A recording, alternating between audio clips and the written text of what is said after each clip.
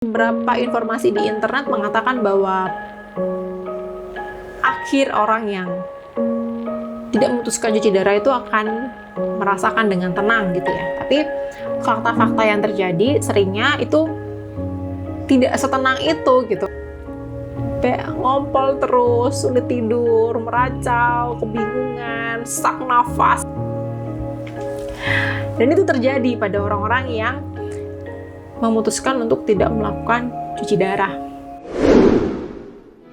Nah, ginjal ini adalah buatan Tuhan gitu ya. Nggak kayak mobil yang tertabrak bisa direparasi, ginjal nggak bisa seperti itu. Sampai saat ini belum ada terapi medis yang bisa menyembuhkan ginjal sepenuhnya. Yang paling bagus adalah transplantasi ginjal. Namun transplantasi ginjal pun punya beberapa side effect yang harus dipertimbangkan juga, dan nggak gampang untuk cari donor ginjal gitu ya.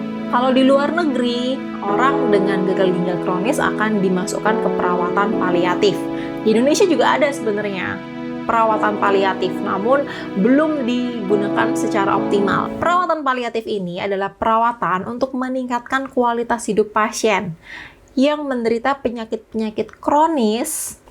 Contohnya seperti penyakit kanker stadium akhir, penyakit HIV stadium akhir, dan salah satunya gagal ginjal kronis. Ini biasanya akan dimasukkan ke perawatan paliatif. Nah, biasanya seperti gejala nyeri, pusing, kelemahan, mual muntah. Nah, ini akan ditangani oleh perawatan paliatif. Biasanya di paliatif ini juga diajarkan pasien untuk menikmati masa-masa sisa hidupnya agar lebih bahagia. Jadi dibuat bener-bener bahagia banget. Cuman di Indonesia perawatan paliatif ini belum begitu umum ya untuk dilakukan. Oke, kembali ke topik. Nah, disclaimer dulu, perjalanan penyakit ini bisa bervariasi setiap orang, setiap penyakit, dan setiap individu. Ini perjalanan penyakit secara umum yang sering terjadi pada pasien yang memutuskan tidak melakukan dialisis ya. Ketika ginjal tidak mampu lagi menyaring limbah-limbah beracun ataupun toksin pada tubuh, maka limbah-limbah tersebut akan menumpuk pada seluruh tubuh. Itu akan menimbulkan berbagai jenis gejala, seperti kulit kalian bakal terasa sangat gatal sekali. Jadi gatal di seluruh tubuh. Tubuh mengeluarkan keringat yang berbau tidak sedap. Jadi walaupun sudah mandi berkali-kali, tetap baunya nggak enak banget pada tubuh. Perubahan warna pada kulit, kadang bisa menguning, bahkan bisa menghitam warna kulitnya akibat penumpukan cairan tersebut. Sulit berkonsentrasi dan mudah lupa, ini akibat yang seharusnya tubuh mendapatkan nutrisi optimal pada otak, namun tercampur oleh limbah-limbah. Sulit untuk tidur ataupun beristirahat. Yap, salah satu fungsi ginjal adalah menyeimbangkan hormon-hormon pada tubuh. Ketika ginjal rusak, maka keseimbangan hormon tidur kita akan terganggu yang menyebabkan seseorang akan semakin sulit untuk tidur.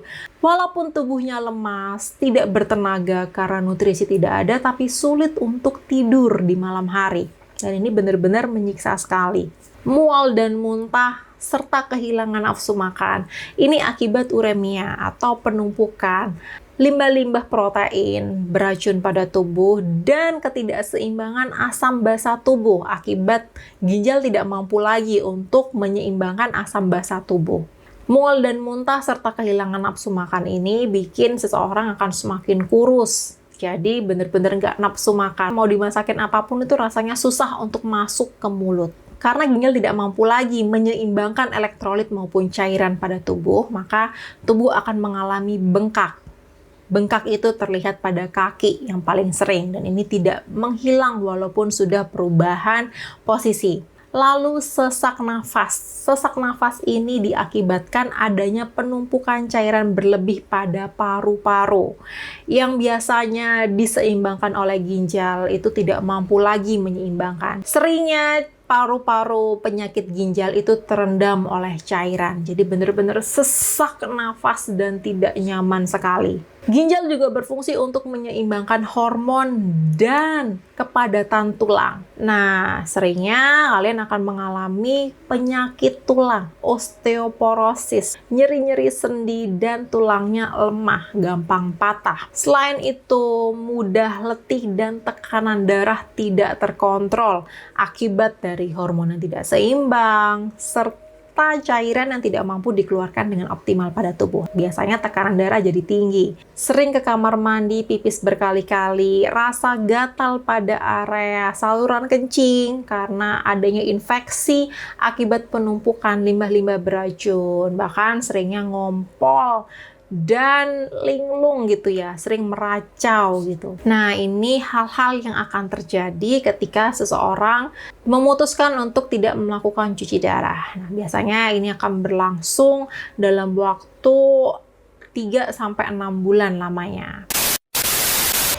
Dan kebanyakan berhenti usianya itu dari sesak nafas. Jadi penumpukan cairan berlebih pada paru-paru yang bikin susah untuk bernafas. Selain itu, kelemahan akibat tidak ada nutrisi tertentu dan asam basa tubuh, uremia terlalu banyak pada tubuh, itu bikin seseorang jadi kayak lemes banget, nggak bertenaga, dan nggak nyaman gitu pada tubuhnya di akhir-akhir usia. Nah, beberapa literatur, beberapa informasi di internet mengatakan bahwa akhir orang yang tidak memutuskan cuci darah itu akan merasakan dengan tenang gitu ya. Tapi fakta-fakta yang terjadi seringnya itu tidak setenang itu gitu, akan mengalami berbagai jenis komplikasi terlebih dahulu, kelemahan, mual muntah, tidak nafsu makan, ngompol terus, sulit tidur, meracau, kebingungan, sesak nafas, nyeri segala jenis tulang, nyeri di seluruh tubuh, rasa yang tidak nyaman di area mulut, dan itu terjadi pada orang-orang yang memutuskan untuk tidak melakukan cuci darah. Ya, that's the fact, itu faktanya gitu ya. Walaupun kata orang usia itu ada di tangan Tuhan, tapi ya manusia hanya bisa mengusahakan gitu ya. Jadi kalian harus benar-benar menemani dengan penuh kasih sayang, berikan segala hal yang bisa membahagiakan hidupnya, maklumi segala keluhan yang dikatakan, dan jangan lelah-lelah untuk mendampinginya, karena apa yang dirasakan oleh mereka ini benar-benar tidak nyaman banget pada tubuh gitu ya. Itu akhir dari cerita aku. Dan semoga aja secepatnya para ahli-ahli di luar sana bisa menemukan cara untuk mengembalikan fungsi ginjal agar tidak ada orang-orang yang mengalami hal-hal tersebut gitu ya. Dan kalau teman-teman ada sharing masalah ini, bisa langsung tulis komentar di bawah. Dan teman-teman, see you di video lanjutan ya. Bye-bye. Bye-bye.